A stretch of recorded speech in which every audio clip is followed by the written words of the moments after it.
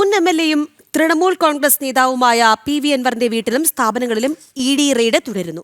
Kerala financial കോർപ്പറേഷനിൽ നിന്ന് എടുത്ത വായ്പയുമായി ബന്ധപ്പെട്ടാണ് റെയ്ഡ്. അൻവറിന്റെ ഡ്രൈവറുടെ വീട്ടിലും ED പരിശോധന നടത്തുന്നുണ്ട്. കേരള ഫിനാൻഷ്യൽ കോർപ്പറേഷന്റെ മലപ്പുറം ശാഖയിൽ നിന്ന് മതിയായ ഈടില്ലാതെ PV അൻവർ കോടികൾ തട്ടിപ്പ് നടത്തിയെന്ന പരാതിയെ തുടർന്നാണ് ED റെയ്ഡ്. അൻവറിന്റെ സഹായിയും ഡ്രൈവറുമായ സിയാദിന്റെ വീട്ടിലും ED പരിശോധന തുടരുകയാണ്. PV അൻവറിന്റെ ഓദായിലെ വീട്, മഞ്ചേരിയിലെ സിൽസില പാർക്ക് തുടങ്ങി 10ഓളം കേന്ദ്രങ്ങളിൽ ഒരേ സമയമാണ് പരിശോധന നടത്തുന്നത്. ഓദായിലെ വീട്ടിലുള്ള അൻവറിൽ നിന്ന് അന്വേഷണ സംഘം വിവരങ്ങൾ ശേഖരിക്കുകയാണ്.